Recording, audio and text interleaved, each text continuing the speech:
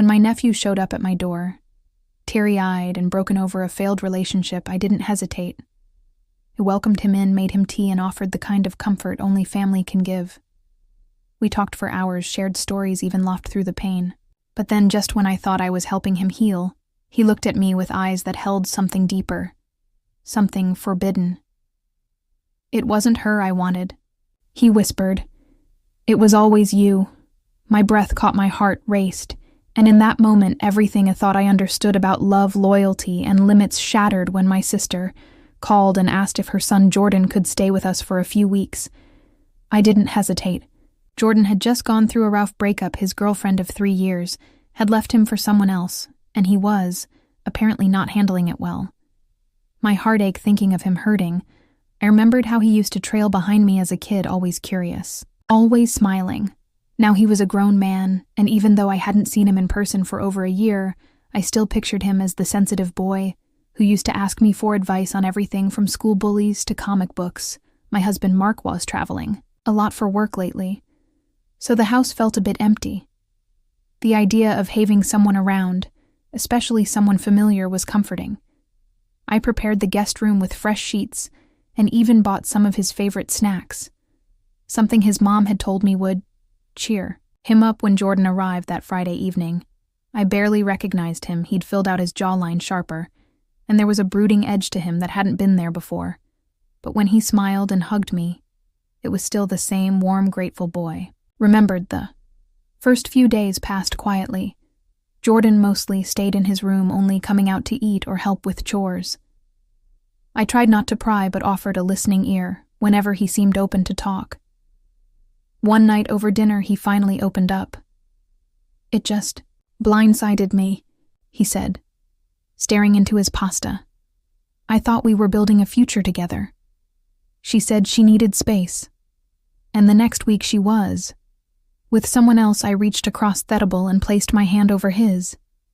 "You didn't deserve that, Jordan. Sometimes people show us who they are when we least expect it." He looked up, eyes glossy. "Thanks, Aunt Marie. You've always been the only one who really listens." That moment lingered in the air a bit, too long before I stood to clear the plates. Over the next few days, Jordan began spending more time in the kitchen with me while I cooked, offering to chop vegetables or dry dishes. We'd talk about music memories, or just silly things. I caught myself enjoying his company more than I should. His presence filled the emotional silence left by Mark's constant absence. And it felt nice, too. One night, a storm knocked the power out. We lit a few candles and sat in the living room with blankets draped over us, sipping tea and laughing about old family vacations. At one point, I got up to get more tea, and he followed me to the kitchen. As I reached up to grab the Teton, I felt his presence behind me, closer than it should have been. I turned around, startled by how near he was. He didn't move away. "Aunt Mari, you don't know how much this means to me," he said, voice soft, my breath. "Caught your family, Jordan. Of course I'd be here." He nodded, but his gaze lingered too long, too intense. I quickly poured the tea and stepped away, pretending not to notice. But I did notice, and the way my stomach flipped told me that my body had noticed. The next morning, I told myself it was nothing, just an emotionally vulnerable moment, taken out of context, but things began to shift. He complimented me more on my cooking, my hair, even the dress I wore while watering the garden, innocent on the surface. But there was a subtle tension building beneath. Mark called less frequently during this time, and when he did, the conversations felt dry and rehearsed. I didn't tell him about Jordan staying with us, not because I was hiding it, but because I wasn't sure how to explain the weight of something I wasn't even sure was real. One evening, I walked into the living room to find Jordan asleep on the couch. His face looked peaceful, boyish. A part of me felt protective, maternal. Even I covered him with a blanket and turned off the TV as it turned to leave. He stirred Aunt Mari, he mumbled, sleepily. "Yes, thank you for being here. I'll always be here, Jordan. Sleep well." But as I lay in bed that night, Couldn't stop thinking about the way he'd said it, the soft vulnerability, the warmth it stirred in me and the guilt. The next day, I decided to draw some boundaries. I suggested he start applying for jobs, or maybe reconnect with friends in Thessaly. He agreed, though his eyes looked a little hurt. You want me gone? He asked. No, I said too quickly. I just want you to get back on your feet. That night, I stayed in my room with the door closed, but when I heard footsteps outside my door around midnight, I froze. Soft knock followed. Ed and Marie, can we talk? I hesitated, then opened. The door a crack. Jordan stood there in a white shirt and joggers, barefoot eyes wide and searching. I don't know what I'd do without you, he whispered. I told him he should get some sleep and he nodded. But as he turned away, he added, You mean more to me than you know. I closed the door and leaned against it. Heart racing, this wasn't just about a breakup. Anymore, something else was rising beneath the surface. Something I didn't know how to stop. The first real shift happened on a Saturday evening. A storm had rolled in, soaking the streets in sheets of cold rain, and the steady hum of thunder outside only added to the strange quiet. Inside the house, Ryan and I had been watching a movie together.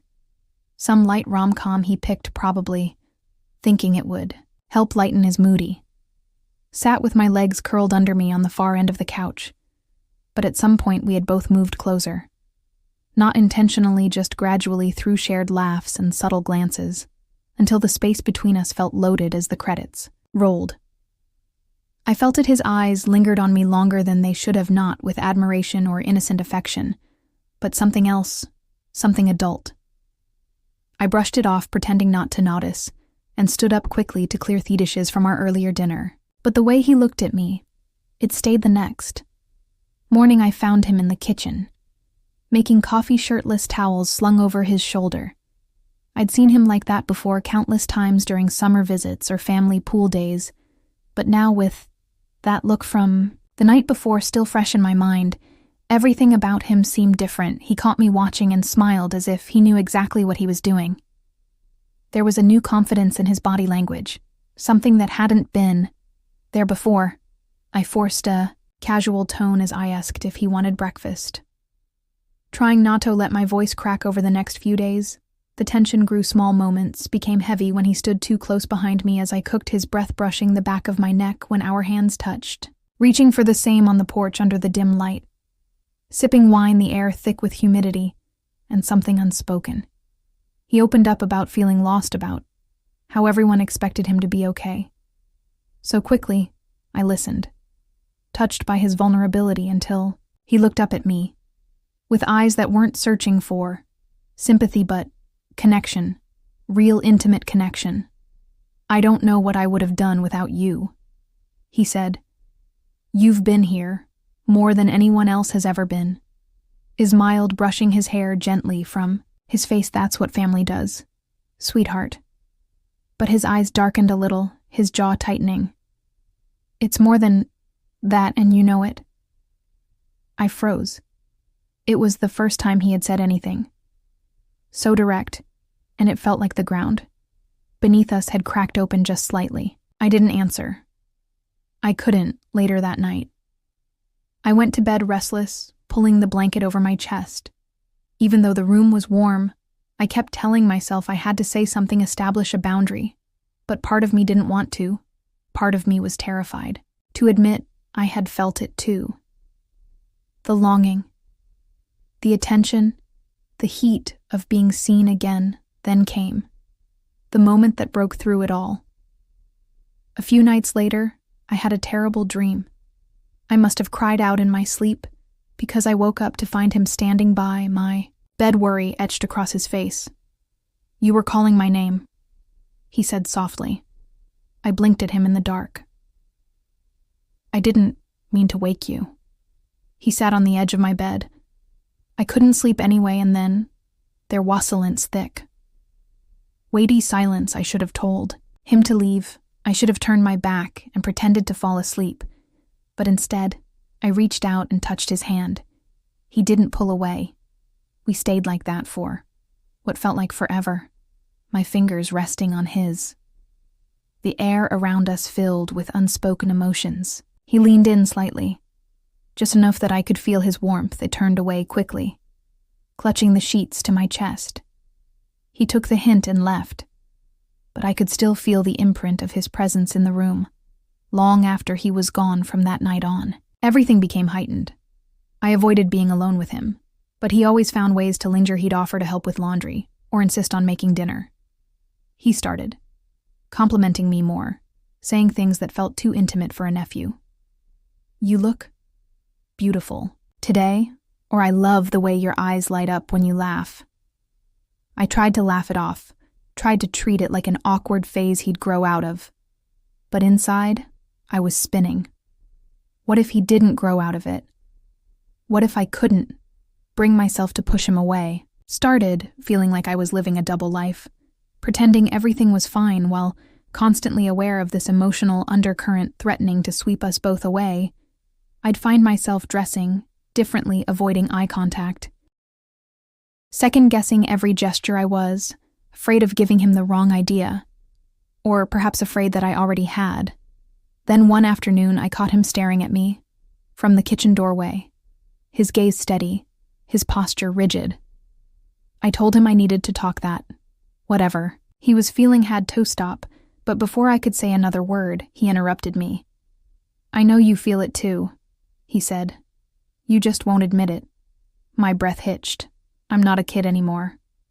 Headed, I know what I want. I shook my head, eyes wide. "Ryan, stop." But he didn't move, didn't flinch. "You've been there for me when no one else was. You've seen the worst of me and you still cared. I love you, and not in the way I'm supposed." Me heart pounded in my chest. The room spun. I felt trapped between what was right and what was undeniable. The air between us thickened. Electric and confusing, I stood in the kitchen, pretending to wash the same plate over and over again, trying to slow the drumbeat out of my heart. Jacob had just left the living room, but his presence still clung to the house like his cologne warm wood. The unsettling his words from last night kept echoing. "It's not just a crush. Aunt Layla, I meant what I said. I hadn't known how to respond. Then I didn't know how to respond. Now this was supposed to be simple. Jacob, my late sister's son, had come to stay for a few weeks to recover from a bad breakup. I had opened my home to him, offered comfort, guidance, an ear, everything a good aunt should, and at first, that's all it was. Late night talks, shared meals, walks in the park. He'd cry, vent, ask me things like how I knew my husband was the one I thought I was, doing the right thing. But somewhere, between his heartbreak and my own restlessness, something shifted. It wasn't that I didn't notice Jacob. He was 24 now, not the awkward teen who used to shadow my every step at family barbecue.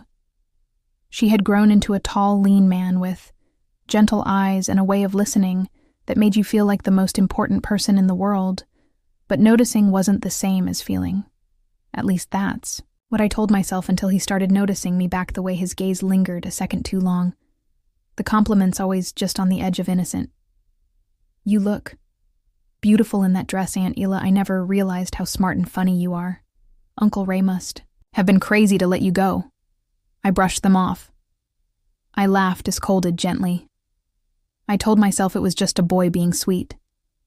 But last night after, we'd shared a bottle of wine, and he'd broken down about his ex again. The wall scrumbled. We sat on the couch, just inches apart. I put my arm around him, an innocent gesture. He leaned into me, resting his head on my shoulder, and then he looked up, eyes glistening, mouth trembling. "You make me feel like I matter," he whispered. "You make me feel wanted again, and I can't stop thinking about you." I froze. "Jacob," he leaned in, "don't pretend you don't feel it too." I had pushed him away then, gently, carefully, but I didn't say no, and that silence was louder than anything I could have screamed now as I stood at the sink trying to convince myself that I still had control. I heard footsteps. Jacob was coming back into the kitchen. I turned to find him standing there, not a trace of hesitation in his face. "We need to talk," he said simply. I nodded. Yes, we do. He stepped closer. I'm sorry if I scared. I didn't mean to. But I'm not going to lie about how I feel. Iswallow Jacob, you're my nephew. By blood, yes, but we barely knew each other. Before this month. And I'm an adult. You're too. This isn't about labels. It's about what's right. I said, it's about what's safe, what's wise. He stepped even closer. And what about what's real? Isla, can I call you that? Now, I've never felt this kind of connection. Not even with my ex when I talk to you when I'm around you. It's like the world finally makes sense. My back hit the counter. There was nowhere else to retreat. His voice was low, tender, but insistent. Tell me you don't feel it, he whispered. Look me in the eye and say you don't. I tried, God, I tried, but I couldn't. I looked at him and saw. The truth reflected. In his eyes I felt it too. Not just desire, but the aching kind of longing that goes beyond logic. The kind that only shows up when two people both think they're broken and somehow find wholeness in each other. Jacob, I whispered. He reached out and gently tucked a loose strand of hair behind my ear. His fingers brushed my cheek. Let me hold you just once, and if you still want me to go after that. I will, I swear. I was trembling. Every rational part of me screamed. No, every cell in my body begged yes. My hands moved before my brain could stop. Then I touched his chest, warm, steady, and then slid into his arms. He held me like he'd been waiting forever, like I was the missing piece. He never knew he needed, and I let him. Time blurred. I didn't know how long we stood, like that, wrapped around each other, breathing the same air. His hands never roamed his touch. Stayed respectful, reverent, but it was more intimate than anything I'd experienced. In years, he didn't see me as his aunt. He saw me as a woman, as someone who mattered. When we finally pulled apart, we were both breathless. Are we really doing this? I asked.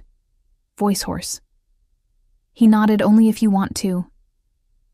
I didn't want to admit it, but I did. Maybe it was loneliness. Maybe it was the thrill. Maybe it was years of being unseen, untouched, undesired, whatever it was. It pulled me toward him with a force I couldn't resist. We spent the rest of the night in quiet closeness. We talked more about his childhood, about my failed marriage, about what scared us. He told me I made him feel safe. I told him I hadn't felt this alive in years. We didn't cross the line that night.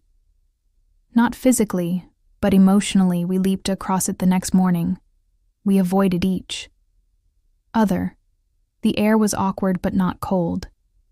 It was heavy with unspoken possibilities and questions. Where do we go from here? What will people say? What does this make us? I didn't have answers, neither did he.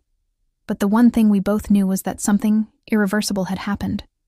A dam had broken, and pretending it hadn't would only drown us in denial. I wasn't just his aunt anymore. I was the woman he wanted, and the scariest part, I wanted him too. The days that followed were quieter but far from peaceful. Jacob and I moved through the house like uncertain ghosts, polite, reserved, and overly careful, but beneath our cautious glances and casual small talk, something had undeniably changed. The line we'd flirted with wasn't invisible anymore. It was burning beneath our feet one night. I found him sitting in the backyard, staring up at the stars. I joined him without a word, and for a moment, we just sat, quiet, still. I don't regret what I said, he murmured. I know, I replied, but I understand. If you can't, if you don't want this. I turned to him. I didn't expect to feel what I felt. Still don't fully understand it. But I'm not going to lie to you either. Jacob, you made me feel seen, alive. He looked at me with a soft, hopeful smile. So what do we do now? I sighed, heart heavy with fear and curiosity. We take space-time, let this settle. If it's real, it won't disappear, and if it was just loneliness playing tricks, we'll know it wasn't a promise. It wasn't a goodbye. It was a beginning. fragile and undefined. But it was honest. Jacob left a week later with a long hug and a whispered, "I'll wait." No. And as I watched him go, I didn't feel guilt. I felt a strange, aching hope because maybe something beautiful had bloomed from the most unexpected place of all.